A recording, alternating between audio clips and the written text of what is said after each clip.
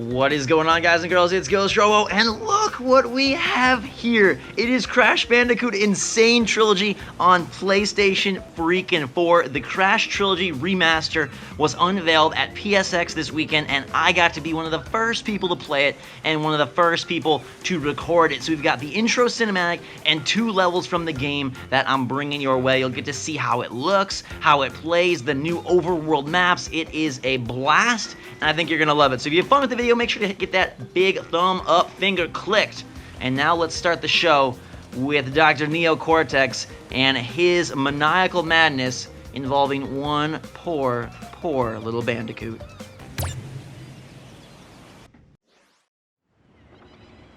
But, Dr. Cortex, we haven't determined the cause of past failures. Moron! This Bandicoot will be my general, and he will lead my Cortex commandos to world domination. This time, I shall reign triumphant.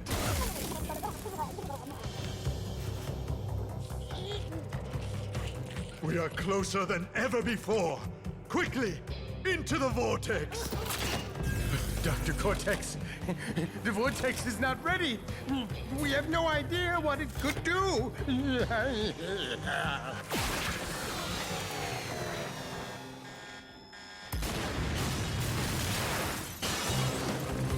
Failure again. Capture him! Uh-oh. Prepare the female Bandicoot.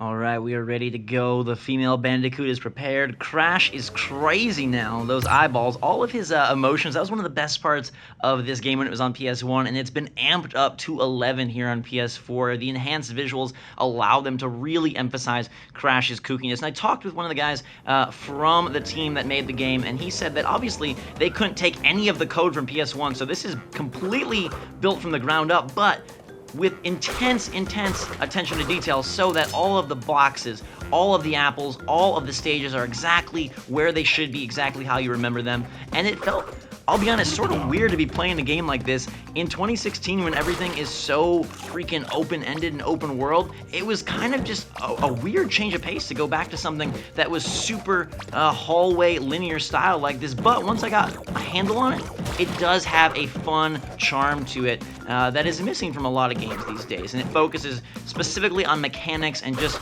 allowing you to be the Bandicoot and make your way through these levels, which aren't that easy, by the way. Collecting boxes gives you the top score, but because this was a limited time demo, I just tried to get to the end of the stage so I could show you guys all the content.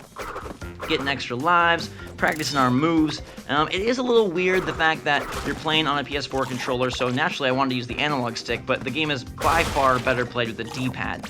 And they definitely brought the slightly, annoying controls from the original. Remember, the PS1 controller was nowhere near as fluid as what we're used to today. So there were instances where I was like, holy crap, do I need to press it a little bit, a lot, to get him to the next block?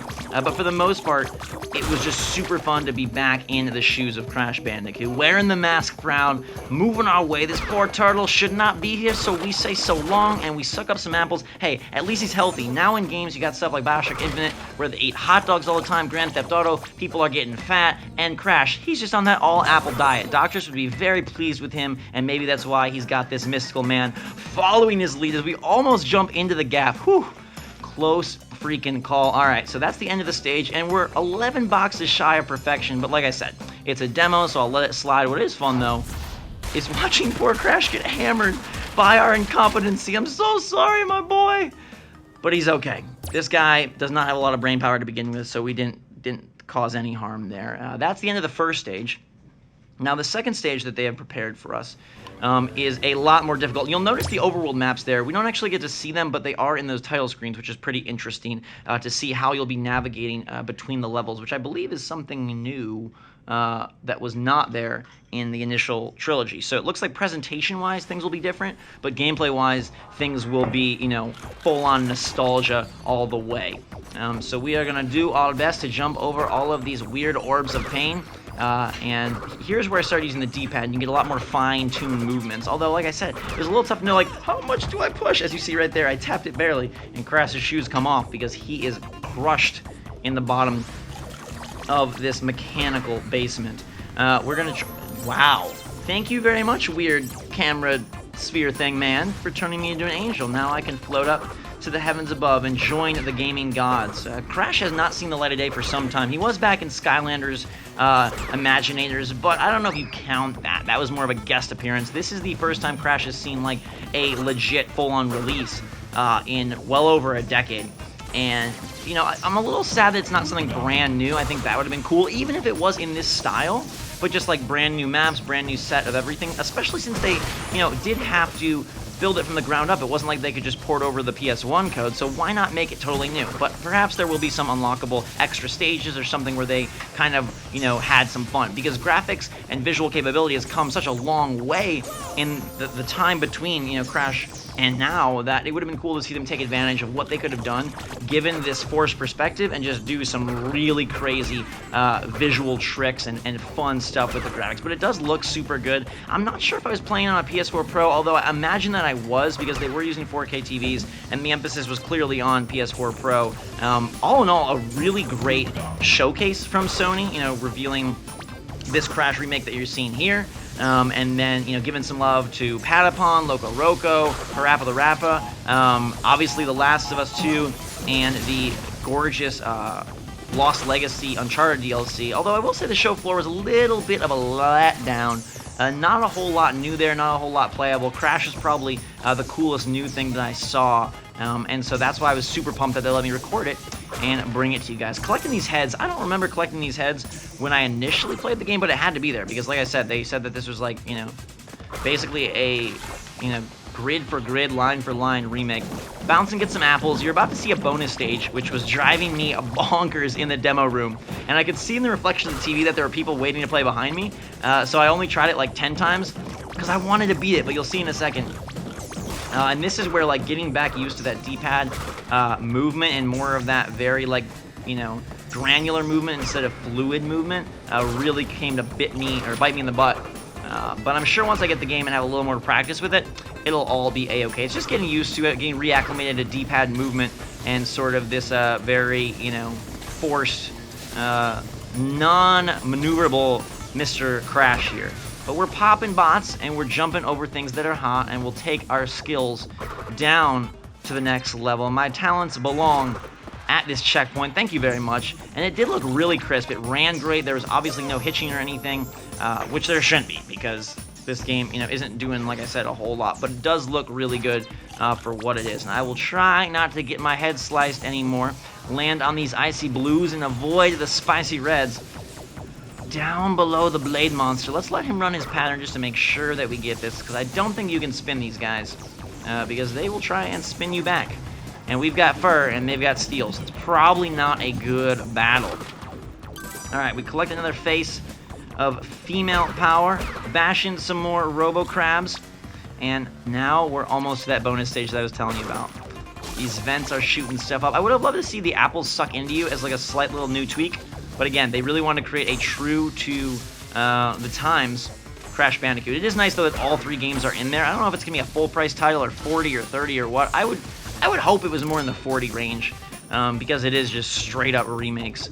But, you know, given it's 3 games, it could be 60. We'll see. Here's the bonus stage. The goal here is to collect every single apple and break all of the boxes. And this is very tricky, because as you see, you have to move and you have to count, because these big boxes have 10 apples, and then right after 10, you got to be ready to move to the next one. And sometimes I just was not ready for that. So the shoes fly again. It's got some pretty cool shoes, though. As a big sneakerhead myself, I wish I could wear a pair. Let's head back in and see if we can do any better now that we know a little bit more about the pattern. We are box bouncing our way to glory. But see, like, it's very hard. Like, you get on the edge and you're like, ah, I'm on the edge, I'm doing good, I'm fine. And then you move, and then, you know, it's just getting used to that D-pad and the fine-tuned movements. Took me a little bit of trouble, but we're okay. We will move on and crush this level, because the bonus stage does nothing when you don't have a save state.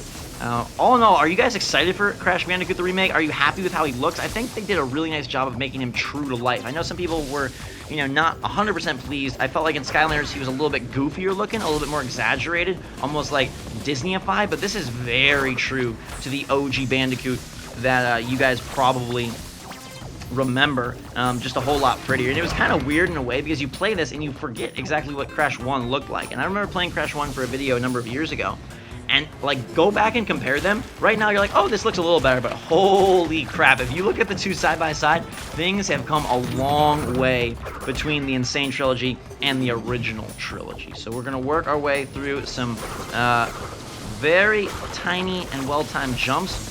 We've got platforms of pain, conveyor belts of chaos, and we're gonna take our talents now to a higher level and use some movable platforms to elevate ourselves over the ice and around the fire. Now, I thought this thing was gonna move a lot sooner than it did, but we still maintain patience and we make it through.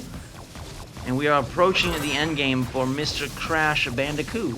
Two old ugly guy heads, not sure exactly what those are for, but we're gonna now go down and work our way through. I did record this at full, beautiful HD quality, so hopefully it looks really good on your screen, whether you're watching on a phone, computer, TV, or holographic projector. But let me know what you think of Crash. You guys pumped for it? I'm guessing it comes before E3 2017, so sometime in the first half of 2016. All in all, like I said, I really like the Sony conference. I'm excited for the games they've got coming out, including this Crash Insane Trilogy. Hopefully God of War makes it out, because that thing looks incredible. We got Horizon coming super soon. And then maybe we even get lucky and strike a Days Gone or a Detroit Become Human for Sony's exclusive slate in the following year. But what do you think? This is my favorite part of the whole video. So for those of you that stayed the whole way, you get to see the best. And if you thought it was sad when Crash got crushed by the boxes last time, look what happens when he gets hit by 50 plus boxes. The boy breaks down. Okay, he's still got composure, and then we just basically kill him, which is sad. And I'm sorry, Crash, and I won't do it again. I promise you guys, next time I'll keep him safer. Until that time, though, everybody, thanks so much for watching. Hope you enjoyed this super early and exclusive look at Crash Bandicoot Insane Trilogy on PlayStation 4. Thanks for watching. I love you all so much. Hope you're having a great day. Until next time, drink so much, y'all. Thanks again. We will see you all later.